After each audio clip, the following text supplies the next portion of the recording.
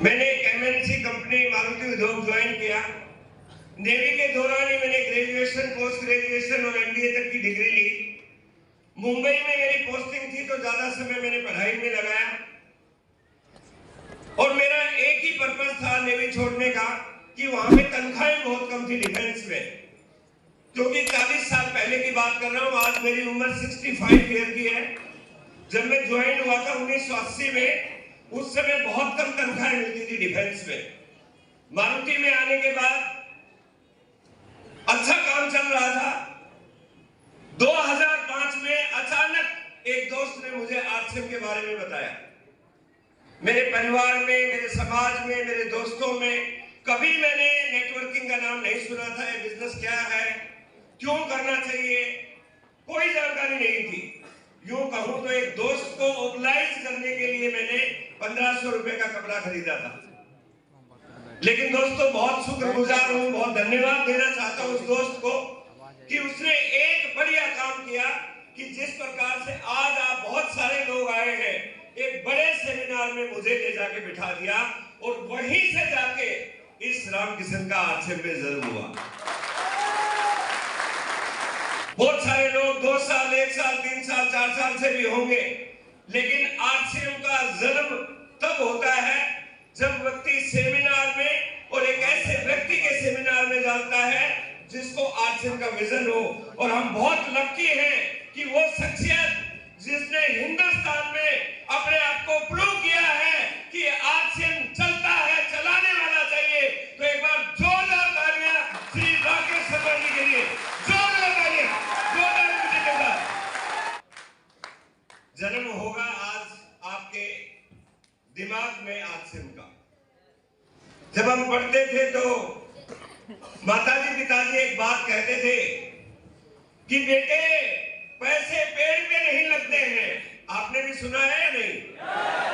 जब हम पैसे मांगते हैं, फिजूल खर्ची हो जाती है, तो माताजी पिताजी एक ही बात कहते थे, बेटे पैसे पेड़ पे नहीं लगते हैं। लेकिन आरसीएम के अंदर आने के बाद पता चला पैसे तो पेड़ पे ही लगते हैं, लेकिन वो पेड़ दिमाग में पैदा होता है, वो जमीन में पैदा नहीं होता। तो आज आपको पेड़ पैदा होने वाला है। तो तैयार है? मैं अपने बारे में बता रहा था कि अचानक सेमिनार में जाने के बाद मुझे आरसीएम के बारे में पता चला। और आरसीएम में वही व्यक्ति कामयाब होता है जो डिसीजन लेना जानता है। बहुत मुश्किल था 80,000 रुपए की नौकरी को रिजाइन करना। जिस प्रकार से आशीष उपाध्याय ने अपनी पढ़ाई को छोड़ के आरसीएम के अंदर कूद पड़े।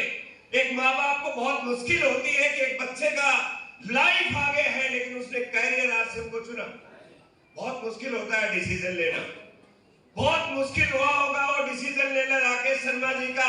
आज से 21 साल पहले जब आरसीएम में कुछ नहीं था, अपनी पढ़ाई को बंद करके वो आरसीएम में कूदे और उसी का नतीजा उस डिसीजन के वजह से आज आरसीएम के टॉप अचीवर्स में से एक है।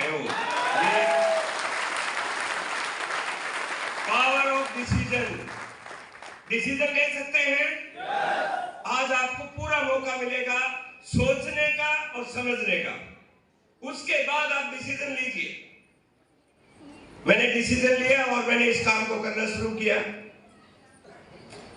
काम कोई भी लगता है, कोई भी काम हो, छोटे से छोटा काम भी शुरू में करना बहुत डिफिकल्ट लगता है। लेकिन जिस दिन आपको उस काम के बारे में नॉलेज हो जाती है, आपका विजन क्लियर हो जाता है, फिर वो काम करना आसान हो जाता है। यस और नो? और मैंने इस काम को करने का मन बनाया। मैं अगले 3 मिनट में वो बात बताना चाहता हूं कि मैं यहां पे कैसे पहुंचा। जानना चाहते हो?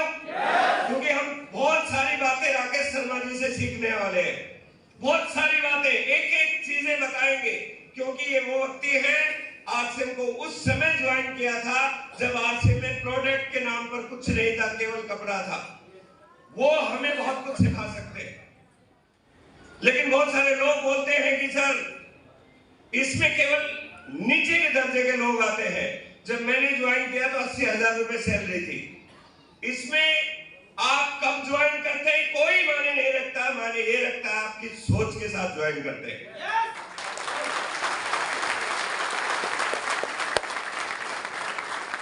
यदि आपको आरसीएम में कामयाब होना है तो 3 मिनट की 3 बातें मैं आज आपको बताना चाहता हूं। आपके पास पेन है तो लिख लेना, नहीं रिकॉर्ड कर लेना।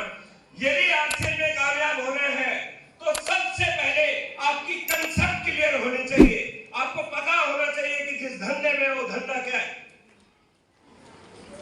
रामकिशन ने ज्वाइन किया तो केवल प्रोडक्ट के लिए नहीं किया था। आज एक बात बता देता हूं, बहुत सारे लोगों को जब मैं बात करता हूं, प्लान दिखाता हूं, तो जब मैं उनसे पूछता हूं कि आरसीएम में सबसे अच्छा क्या लग रहा है, कोई साबुन बताता है, कोई नमक बताता है, कोई हल्दी बताता है। मैं आज आपको बताता हूं, यदि आरसीएम की कंसेप्ट यदि क्लियर है तो आप साबुन तेल को नहीं देखोगे, आप इस बिजनेस के अंदर रॉयल्टी और टेक्निकल को देखोगे। उस दिन आप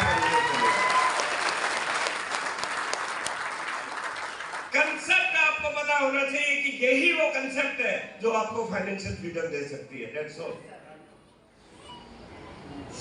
मैंने कंसेप्ट को क्लियर किया। उसके बाद दूसरा पॉइंट था मेरा कमिटमेंट। यदि आपके दिमाग में कंसेप्ट क्लियर है तो दूसरा आपको कमिटमेंट लेना पड़ेगा, खुद से वादा।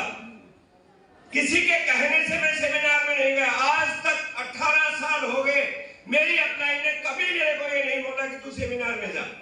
मेरी अपलाइन ने कभी नहीं बोला कि तुझे डायमंड क्लब करना है। मेरी अपलाइन ने कभी नहीं बोला कि तू ड्रेस कोड पहन।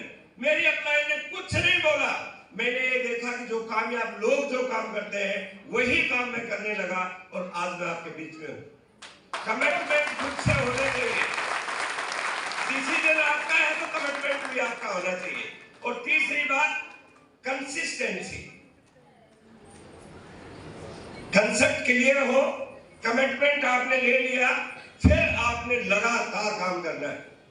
मैंने जॉब को रिजाइन करने के बाद मुझे आज भी याद है, मैंने 18 साल में शायद ही कोई शादी अटेंड की होगी, क्योंकि मेरा टारगेट है डायमंड जाना। कितने सारे लोगों के घरों में क्या क्या चैलेंज होता है, क्या मेरे घरों में नहीं हुआ होगा? आज तक 18 साल में कोई संडे ऐसा नहीं है जिस संडे में या तो मैं सेमिनार में हूं या सेमिनार दे रहा हूं।